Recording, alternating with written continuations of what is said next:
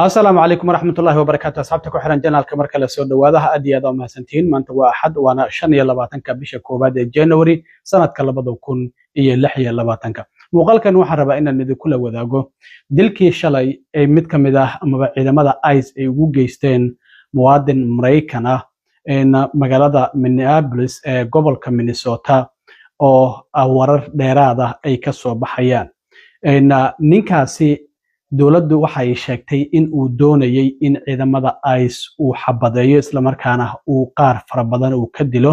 bastooladna uu watay laakiin waxa soo baxaysaba inta aan la dilin oo xabadda ugu horeysay aan lagu dhufan ka hor in askartu ay ka qaadeen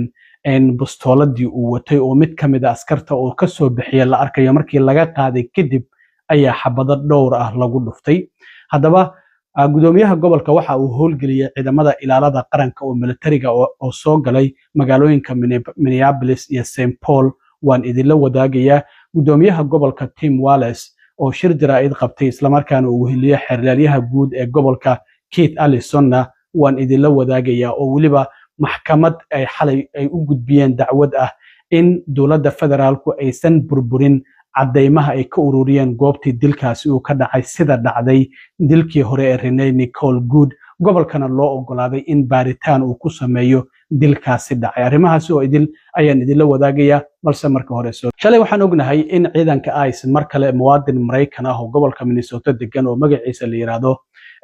Alex Jeffrey Brady oo ahaa kalkaaliye caafimaad oo waliba isbitaalka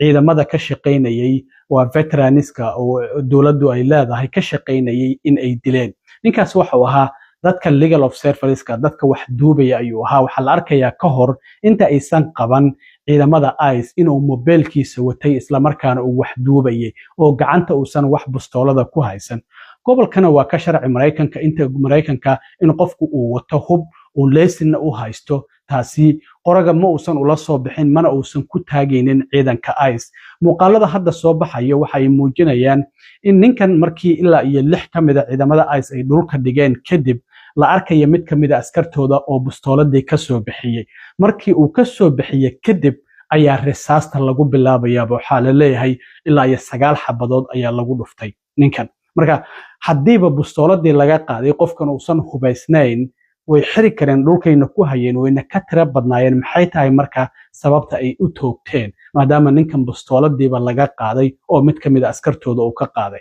hadda arintaasi marka ayaa soo baxaysa dawladuna si isku mid ah ayay uga hadashay oo wasiirka amniga gudaha Christina waxay tiri ninkan wuu hubaysnaa bastooladu watay laba qasnadood ujeedadiisuna waxay ahayd in uu laayo ciidanka ICE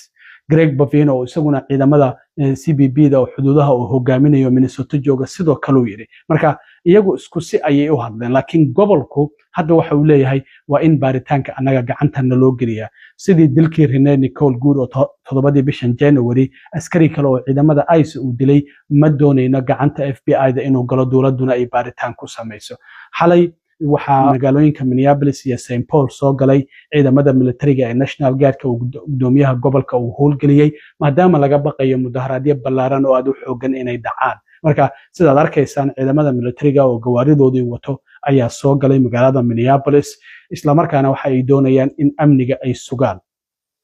haddaba gudoomiyaha gobolka Tim Wallace iyo xeerlaaliyaha guud ee gobolka Keith Allison ayaa shir jaraa'id qabta maanta waxaana gudoomiyaha gobolka uu sheegay in hadda 2 qof oo reer Minnesota ay dhinteen madaxweyne Trump ayaa su'aashan uu weydiiyay marka Trump wuxuu yiri muxuu yahay qorshahaadu marka maxaan u baahanahay uu yiri si aan ciidamadan ICE aan uga saarno gobolkeena waxa uu sheegay waxyaabaha Trump uu damacsanaa inay ahayd cabsi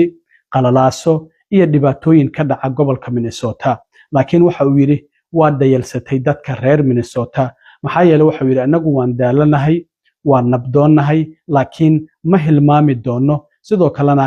waxa uu sheegay in gobolku uu careysan yahay laakiin ma ka quusan doona rajadeena ayuu yiri gudoomiyaha gobolka oo hadalkiisa sii wata ayaa waxa uu yiri reer Minnesota waa ay u midaysan yihiin arintan waxa uu sheegay Trump damacaadu hadii uu ahaa in ay tusaale uu gobolka Minnesota u noqdo guud ahaan caalamka amaba gobolada Mareykanka oo ka filaysay gobolkan inuu noqdo gobol qalalaaso oo sharciga aad isticmaasho sidoo kale xeerka kacdoonka waxa uu sheegay waxaan aad ugu faraxsanahay gudoomiyaha gobolka in gobolka Minnesota uu gobol uu noqday tusaale fiicana guud ahaanna caalamku ay arkayaan. innagu wuxuu yidhi ka gobol ahaan waan rumaysannahay sharciga iyo kala dambeynta gobolkan ka jira, nabaddana waan rumaysannahay. laakiin waxau yidhi Trump waxaan sidoo kale ka doonaynaa oan rumaysannahay in ciidamadan 3,000 oo federaalka oo aan tababarnayn uu gobolka Minnesota uu ka saaro inta aysan qof kala dilin. waxaana uu sheegay oo halkan aanan soo istaagin oo taariikhda qofkaasi aanan ka sheekaynin,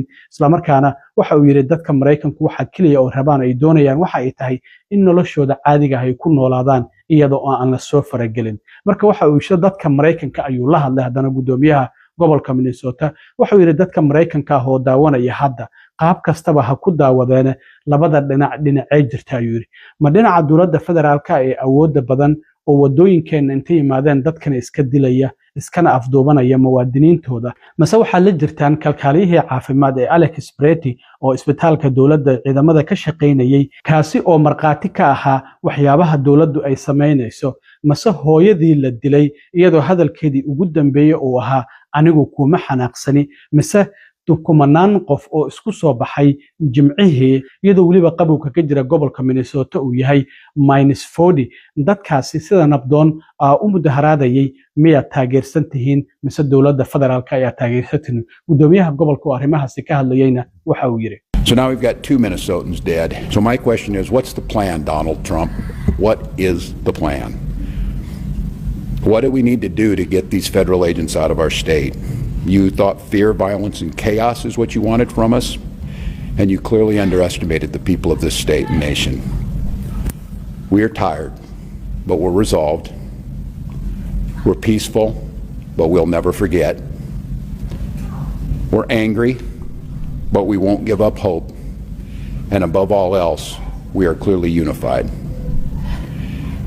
If it was the intention of Donald Trump to make an example of Minnesota, then I'm damn proud of the example that the world's seeing.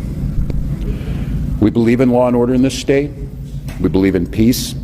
And we believe that Donald Trump needs to pull these 3,000 untrained agents out of Minnesota before they kill another person.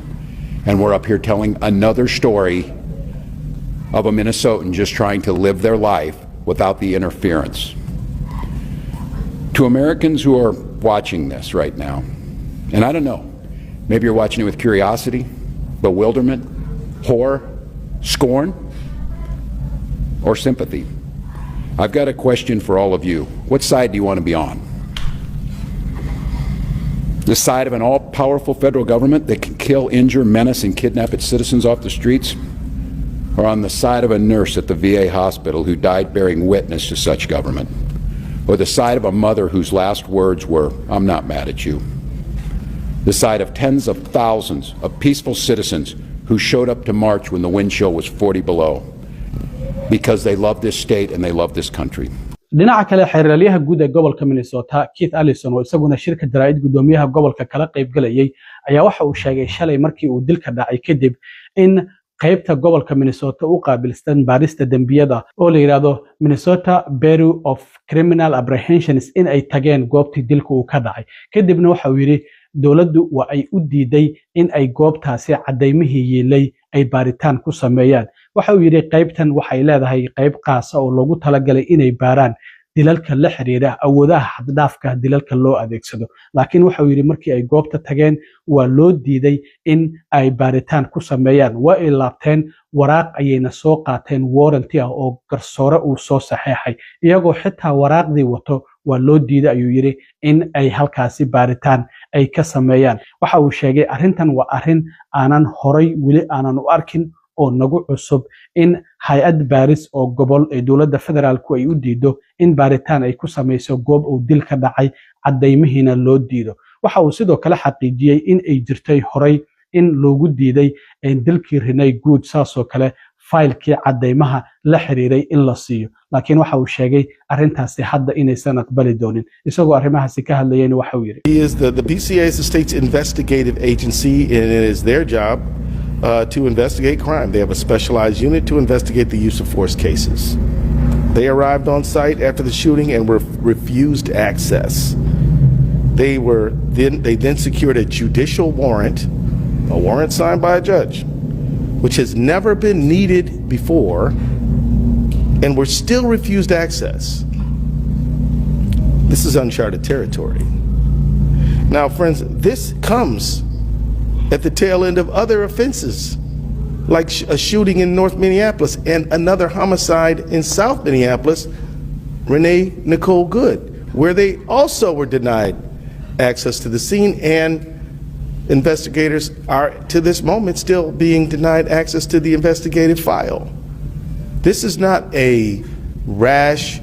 decision for us to go to court and to seek a temporary restraining order from a judge to preserve evidence and prevent the destruction of evidence. I don't care if you're conservative, liberal, or whatever, but you should at least be in favor of conserving evidence in a homicide.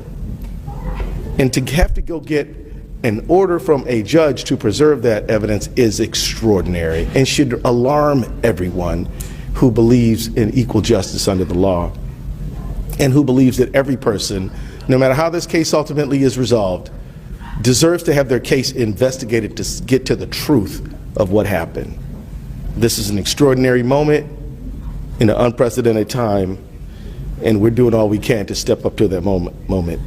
sidoo kale xeraalyaha guud ee gobolka Minnesota Keith Allison waxa uu sheegay in markaasi kadib ay ku qasbanaadeen in maxkamad ay tagaan garsoore maxkamadeedna uu u saxiixo in baaritaankaasi ay sameyn karaan 2 saac gudahoodna waxa uu yiri waa nala ogolaaday haddana waxa uu yiri baaritaankaasi waan sameynaynaa dawladda federaalkana wasaaradda amniga gudaha iyo dawladda federaalku waxay isku dayayaan uu yiri in ay burburiyaan ama ay wax ka bedelaan cadeymahaasi laakiin waxa uu yiri arintaasi inagu ma yeelayno baaritaankaasina waa sameyn doona qof kastana waxa uu xaq u leeyahay in kiiskiisa la baaro runtana loo tago sidaas darteed waxa uu xaqiijiyay in arintaasi ay tahay arin ku cusub oo wali horay aysan u arkin toddobaadyo ka hor mooyaane marka dilkii Renee Good ayaan aragnaa ayuu leeyahay wixii ka horeeyay ma aysan jirin in dil meel ka dhacay hay'adda gobolkaas u qaabilsan in baaritaan ay ku sameyso in loo diido in ay baarto marka waxa uu sheegay in hadda garsooruhu uu si ku meel gaar ah ugu ogolaaday in dawladda federaalku aysan baabi'in cadeymahaasi